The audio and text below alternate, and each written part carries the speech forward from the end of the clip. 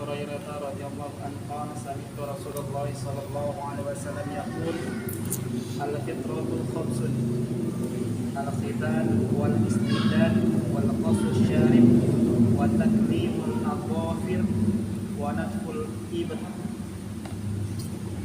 Baik. An Abi Hurairah radhiyallahu taala anhu qala, dari Abu Hurairah radhiyallahu taala anhu, nama aslinya Abdurrahman bin Sakhar, dia berkata, sami'tu Rasulullah sallallahu alaihi wasallam yaqul, saya telah mendengar Nabi sallallahu alaihi wasallam bersabda, al-fitratu khamsun, fitrah ada 5. Al-khitan wal istihdad wa qasus syarib wa taqlimul al-far wa nadful ibn. Fitrah yang pertama disebutkan dalam hadis ini adalah al-khitan. Yang kedua al-istihdad, mencukur bulu-bulu yang berada di sekitar kemaluan. Wa qasus syarib, memotong syarib, kumis. Wa taqlimul adfar, memotong kuku. Wa nadful ibn, dan mencabut bulu ketek.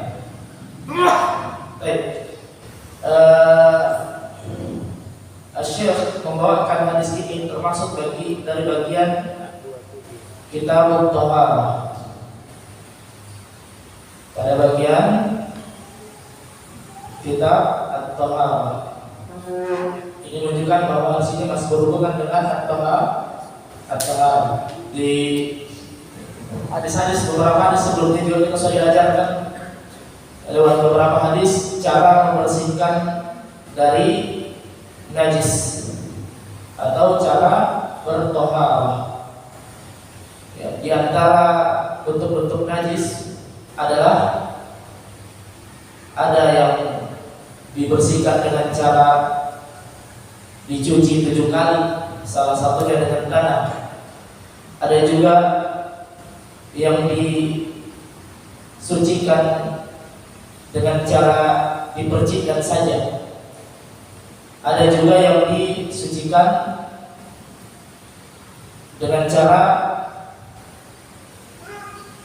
disirami saja. Ya. Adapun yang pertama yang dicuci 7 kali, salah satunya dengan tanah, adalah jilatan anjing. Dan ini kata para ulama masuk pada najis yang mughalladhah, yang berat. Rasulullah bersabda, "Idza syaribal kalbu fi inai ahadikum falyaghsil sab'an wa ulahunna biturab." Apabila apabila berjalan salah seorang yang antara kalian dijilat anjing atau diminum anjing, maka cucilah dengan tanah, dengan air. Cucilah sebanyak 7 kali dan salah satunya dengan tanah. Dan juga ada yang dipercikkan saja, yaitu kencingnya bayi laki-laki yang belum makan selain ASI saja, dan dia digolongkan dengan najis mukhaffafah. Dan juga ada yang cara membersihkannya dengan disiram saja. Apabila najisnya najis yang mutawassithah tapi jatuhnya ke tanah, maka tanahnya tidak perlu diangkat, cukup disirami saja. Dan thaharah dia adalah membersihkan diri dari 2 hal, dari hadas dan dari najis. Kenapa kita harus belajar ini? Karena membersihkan thaharah itu hukumnya wajib. Membersihkan diri atau berthaharah hukumnya wajib. Cuma nanti dirinci sama para ulama. Kalau thaharah dari najis, maka hukumnya wajib. Kalau thaharah dari hadas, maka hukumnya wajib ketika mau sholat. Ya, sebagaimana dikatakan oleh Syekh Abu Kamal Sayyid dalam kitabnya Sahih Sunnah, hukum thaharah hukum bertaharah, fa inna taharata taharatan najis, kalau membersihkan dari najis, wa izalatahu wajibah, dan menghilangkan najis tersebut adalah wajib. Itu apabila taharah dari najis. Dalilnya adalah firman Allah Subhanahu wa taala, wa thiyabaka fatahhir, dan bajumu maka tahhir, bersihkanlah.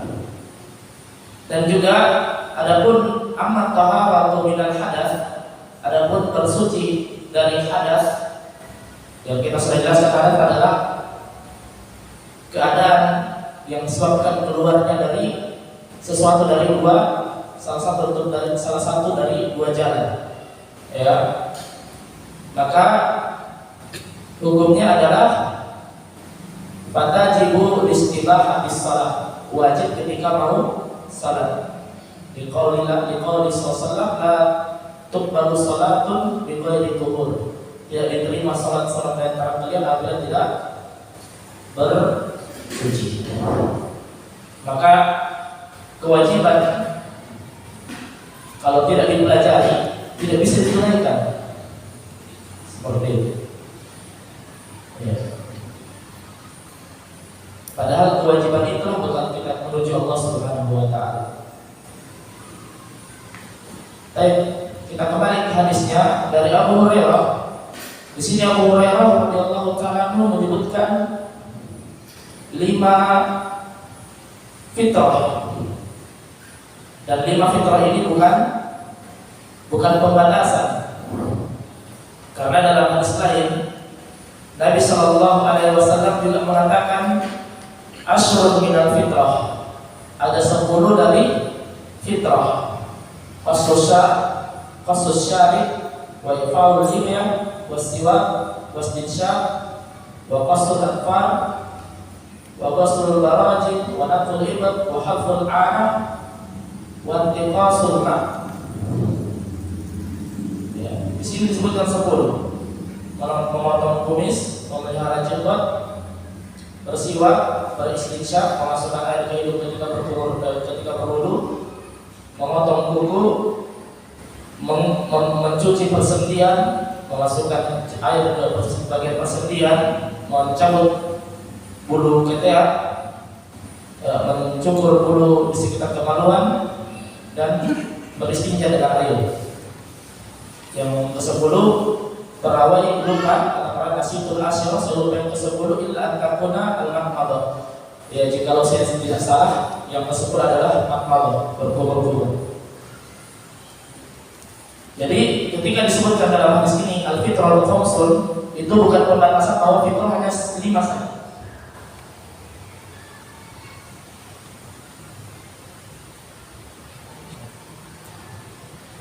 Bayangkan hanya disebutkan ya secara supaya kita bisa mengingat, karena kalau disebutkan dengan angka ya 5, 10 kita bisa menghafal 5 itu lebih bagus dalam segi taklim, ya lebih mudah mengajarkan. Ya itu yang 5 itu adalah tadi sudah saya sebutkan, kalau apa saya sebutkan lagi, adalah yang pertama kita, yang kedua istihdad. Istihdad ini mencukur bulu-bulu di sekitar kemaluan, wa qasus syarib, memotong kumis, wa taqlimul adfar, memotong kuku, dan natful ibad, mencabut bulu ketiak. Al-ma'na al-ijmali, makna secara global. Yadhkur Abu Hurairah annahu sami'a an-nabiy sallallahu alaihi wasallam yaqul khamsun khisal min dinil Islam. Ada 5 fitrah-fitrah, kata Abu Hurairah, yang menurut Nabi SAW, yang itu adalah bagian dari agama Islam. Alladzi fatarallahu an-nas 'alaihi, yang Allah Subhanahu wa taala jadikan fitrah itu menjadi fitrah manusia. Manusia berada di atasnya. Faman ata biha, siapa yang menjalankan 5 fitrah ini? Siapa bisa ulangi? Yang pertama, khitan. Yang kedua, mencabut bulu mencukur bulu di sekitar kemaluan. Ketiga, memotong kumis. Keempat, kuku. Kelima, mencabut bulu kepala. Siapa yang datang melaksanakan kelima fitrah ini, qad qama bi khisalil ilah min ad-din al-hanif, maka dia telah mendirikan agama yang perkara-perkara yang besar dari agama yang hanif, yang lurus. Wa hadhil khams al-madhkurah, dan lima fitrah yang disebutkan ini fi hadal hadis, dalam hadis ini, min jumlatin nadhafati allati ata biha al-Islam, adalah bagian dari bentuk-bentuk kebiasaan yang bersih yang Islam datang dengannya. Bentuk-bentuk kebiasaan yang bersih yang Islam datang dengannya. Awaluha, yang pertama, qat'ul qulfah ad-dakar, memotong qulfat ad-dakar, qat'u qulfat ad-dakar, memotong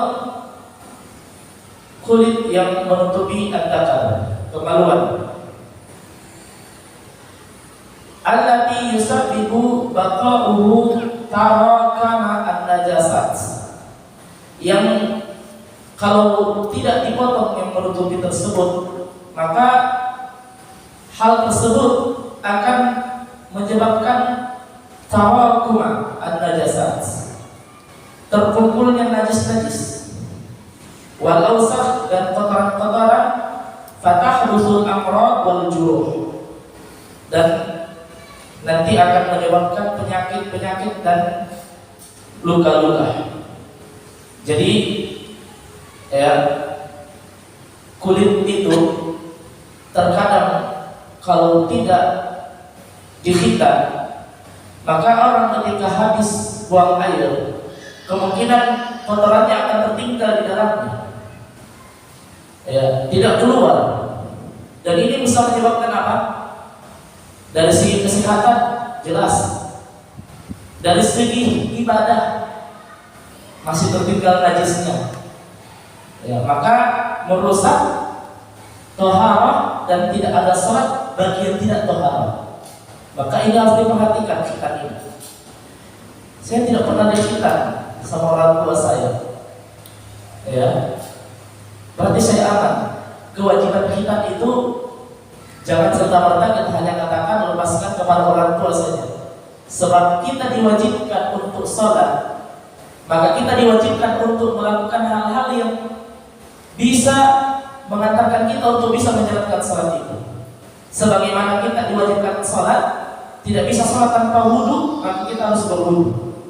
Sebagaimana kita tidak bisa sholat sebelum kita mandi junub, kalau kita mampu mandi junub, maka kita harus mandi junub. Kita tidak bisa sholat sampai menghilangkan najis itu, maka kita bisa sholat. Kita hanya bisa sholat ketika kita sudah melaksanakan kewajiban kita, yaitu menghilangkan najis itu. Maka jangan disalahkan orang tua yang belum khitan kita, karena khitan adalah kewajiban bagi kita, bukan bagi orang tua kita. Orang tua kita kewajibannya ketika kita masih kecil, kita belum bisa khitan sendiri, kan semua akan dibahas.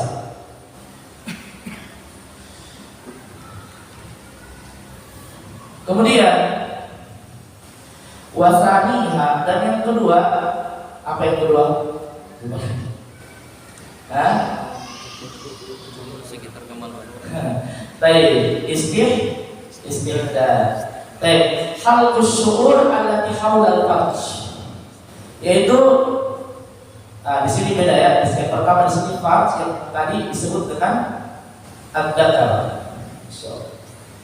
Nanti di situ dijelaskan selengkap perbedaan khitan laki-laki dan perempuan. Di sini al-farj menunjukkan bahwa lebih umum, yaitu mencukur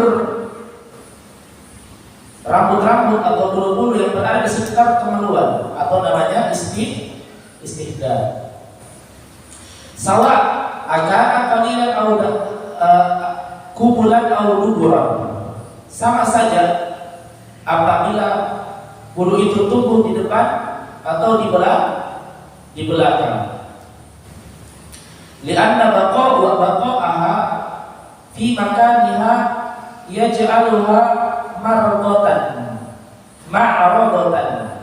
Karena tersisanya bulu-bulu tersebut di tempatnya akan menyebabkan ma'radatan, ya, sesuatu yang bisa membuat litulawithu bin najasat, ya, bisa menyebarkan kotoran-kotoran dan najis-najis, ya. Wa rubbama akhallat bi taharati syariah, dan hal ini tersisanya kotoran-kotoran dan penyakit dan najis-najis itu akhallat bi taharah asy-syar'iyyah. Ini akan merusak at-taharah asy-syar'iyyah, dan ini bahayanya juga. Kita menyepelekan begini padahal salat kita tidak diterima tanpa, ya, suci dulu dari najis, dan meninggalkan bulu-bulu tersebut itu bisa meninggalkan kotoran-kotoran bahkan najis, ya, padanya, dan ini bisa merusak taharah. Wasalisuha, dan yang ketiga, apa yang ketiga? Baik, insyaallah. Kalau sekarang apa berapa kita? Siap, menulis. Baik. Salisuha, yang ketiga, fasusyal, yang memotong asyal, kumis. Di sini dipakai qasda, nggak dibilang, ya, lahku. Baik. Kalau al-lahku, dia artinya cukur al-halqu artinya cukur habis. Kalau di sini memotong, bahasa hadis Nabi sallallahu. Jadi dipotong kumis, allati baqa'uhu yusabbihu taswiyahu al-khilqah, yang menyebabkan, yang tidak dipotongnya tersebut akan menyebabkan jeleknya bentuk atau membuat jelek penciptaan Allah. Wa yufrius syarab ba'da sahibi, dan kalau dia habis minum sesuatu, orang yang setelahnya akan merasa jijik, mungkin karena kumisnya kena dengan airnya, maka orang yang setelahnya akan merasa jijik, ya, merasa jijik, ya. Maka di sini yang dimaksud dengan memotong kumis adalah jangan sampai kita biarkan dia di bawah mulut, di bawah bibir.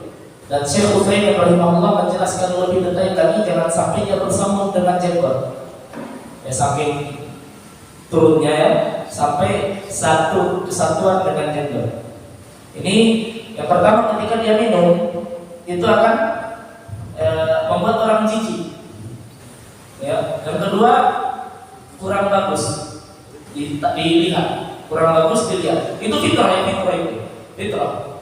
Coba tanya sama istri kamu, saya kalau gini bagus, pasti fitrahnya orang akan bilang kurang bagus, ya, kecuali yang rusak fitrahnya. Fayaqdhul marad wa huwa minat tasyabbuh bil majus, dan dia yang ketiga adalah bentuk bertasyabbuh kepada majusi. Ya, dengan kata Nabi SAW, akhul liha wa qassus syawari wa khaliful majus, biarkanlah jenggot, bukan harus, ya, biarkanlah jenggot, dan potonglah kumis, dan selisilah orang-orang Yahudi, orang-orang Majusi. Dan ini Majusi yang kebiasaan yang dulu, yang memang sudah kental dari mereka, dari agama mereka, yang sudah lama, yang kebiasaan mereka sudah mendarah daging. Di dalam beberapa riwayat menyelisih Yahudi, ya. Dan ini sudah bagian dari agama itu, ya. Jadi yang dulu, jadi kalau memang yang sekarang misal dia berjenggot, apakah kita katakan potong jenggot juga untuk menyelisih mereka? Ya, maka kita katakan kita bicara yang dulu, karena yang dulu lah agama mereka. Kalau sekarang mereka pakai jenggot, berarti mereka yang tiru kita, dan kita tidak ada masalah dengan itu. Kalau mereka pakai jenggot sekarang, berarti mereka yang tiru kaum muslimin. Ya, dan kita tidak peduli mereka mau ikuti kita, mereka mau ucapkan selamat hari raya, pokoknya ucapkan selamat Natal haram. Ya, dan jangan sampai kita dipermainkan oleh mereka. Hari ini mereka cukur jenggot, oh, kita panjangkan jenggot kita. Besok panjangkan jenggot, cukur jenggot, dipermainkan sama mereka. Iya. Padahal yang dimaksud sama Nabi memang kebiasaan mereka itu begitu. Kebiasaan mereka itu memanjangkan kumis, mencukur jenggot. Jangan sampai kita mau dipermainkan sama mereka. Jadi ketika 2023 trennya mereka lagi panjangkan jenggot, cukur kumis, kita balikkan. 2024 lain lagi trennya mereka. Begitu terus kita dipermainkan. Maka kalau kita katakan, ya, itulah Islam. Ya, kita menyelisih mereka dari apa yang pada dasarnya. Adapun kalau mereka ikuti kita, tidak peduli. Dan agar kita tidak dipermainkan oleh mereka. Warabi'uha yang keempat. Baik, memotong kuku. Taklimul adfar. Adhafir. Allati yang kuku-kuku tersebut yusabbihu tusabbihu ya maksudnya. Tusabbihu baqa'uha baqa'uha itu fi'ilnya. Allati yusabbihu baqa'uha tajammu al-awsakh fiha. Yang tetapnya kuku tersebut di jari-jari kita akan menyebabkan berkumpulnya kotoran-kotoran di dalamnya. Ini juga nanti akan masuk pada pembahasan sah tidak wudunya kita. Fatukhalitut ta'am, bahkan bercampur dengan makanan, nanti jadi sakit. Yang disalahkan karena sampah di bawah rumah. Kenapa banyak sekali yang dilarang sampah tidak dibuang? Padahal kukunya panjang. Jadi kita jangan lihat dulu yang luar, lihat dulu yang di dalam diri kita. Karena pernah saya bawa orang sakit di bawah dobi, termasuk saya juga, anak saya juga, kesalahannya sampah. Padahal tidak pernah kita lihat diri kita. Padahal kaidahnya itu adalah ketika kita dapat musibah, lihat dulu diri. Memang terkadang musibah itu datang untuk meningkatkan, menghapus dosa kita, meningkatkan derajat kita. Sebagaimana para nabi, asyadul bala al-nas, asyadul bala al-anbiya, summa amthila, summa amthila fal amthal. Yang paling besar ujiannya adalah para nabi. Dia akan selevel dengan nabi, di bawahnya sedikit, di bawahnya. Tapi ya fala tuzaku anfusakum, jangan tiba-tiba kita bilang bahwa kayaknya musibah saya karena ingin dibandingkan derajat. Bisa jadi karena dosa, dan kita harus berburuk sangka kepada diri kita supaya kita lebih bisa memperbaiki diri kita. Kalau kita tidak begitu, nanti kita menganggap diri kita suci dan tidak mau bertobat. Baik. Jadi yang pertama itu bisa membuat kita sakit diare, karena kotoran-kotoran itu bercampur dengan makanan. Ya. Fayahdusul marad, yang menyebabkan kita sakit. Ya. Wa aidan rubbama mana'at kamalat taharah lisitriha ba'dul furud. Dan terkadang juga hal itu, kotoran-kotoran itu, kuku-kuku yang panjang itu akan meniadakan kesempurnaan taharah karena tertutupnya dia lisitriha ba'dil fard, yaitu karena tertutupnya sebagian yang wajib dibasuh. Dan ini juga bahaya. Ya. Dan mungkin bagi ada yang suka pakai yang pewarna kuku, maka dilihat pewarna kuku itu tembus air atau tidak. Kalau dia tembus air, maka tidak mengapa. Yang penting perempuan. Kalau laki-laki nanti dibilang apa sih? Kalau perempuan, yang penting sama suaminya. Karena kalau orang yang ada warnanya, kulitnya jadi lebih putih. Kalau ada warna jadi lebih bagus di pandangan suaminya. Meskipun dia harus perhatikan jangan sampai tidak masuk air. Itu pun kalau dia sudah pakai itu jangan dia keluar kecuali pakai kaos tangan. Ya. Karena tujuannya kan sama suami bukan sama tetangga.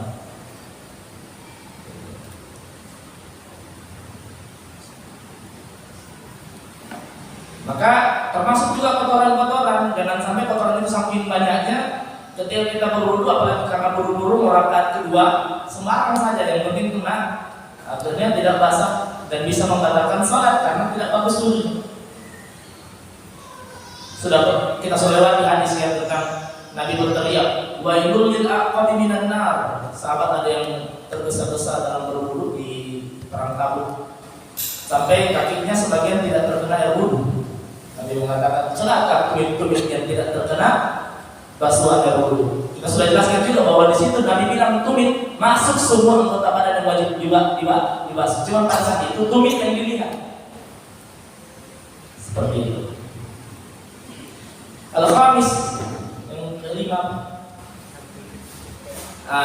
Kete ya, naful ibad, yaitu mencabut kete. Dan ini bukan kebetulan ya, Tuhan.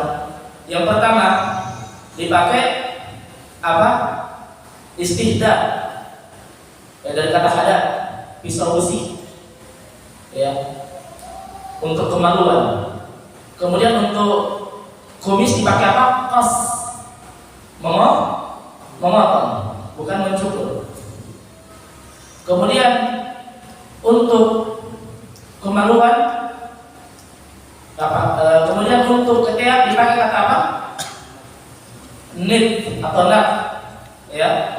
Jadi istihdad itu atau halqu asy-syu'ur allati haula al-farj itu pakai pisau cukur untuk kemaluan. Ya karena pakai bahasanya Nabi istihdad, bukan mencabut seperti ketiak. Dan juga kata sebagian ahlul ilmi supaya tidak menyiksa diri. Betul ya, menyiksa diri ya. Kalau dicabut, nggak senyum-senyum. Tidak sakit memang. Makanya pakai hadis. Kita lama-lama kan hadis. Kemudian kalau ketiak dicabut pakai apa? Nat. Ya, pakai apa? Natful ibad. Kalau kumis dipotong, tidak dicukur habis. Kalau tidak mau dicukur habis tidak apa-apa. Yang penting jangan sampai ketika kita minum itu masih basah kumisnya kita, atau kumis dan jenggot menjadi satu kesatuan. Ini lebih parahnya dikasih ikat-ikat. Nanti dikira apa?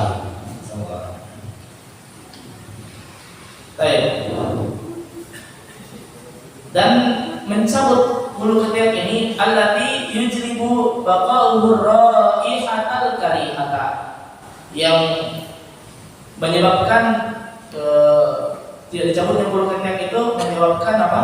Bau yang tidak sedap. Wa bil jumlati fa izalatu hadhil asya' min mahasinil Islam.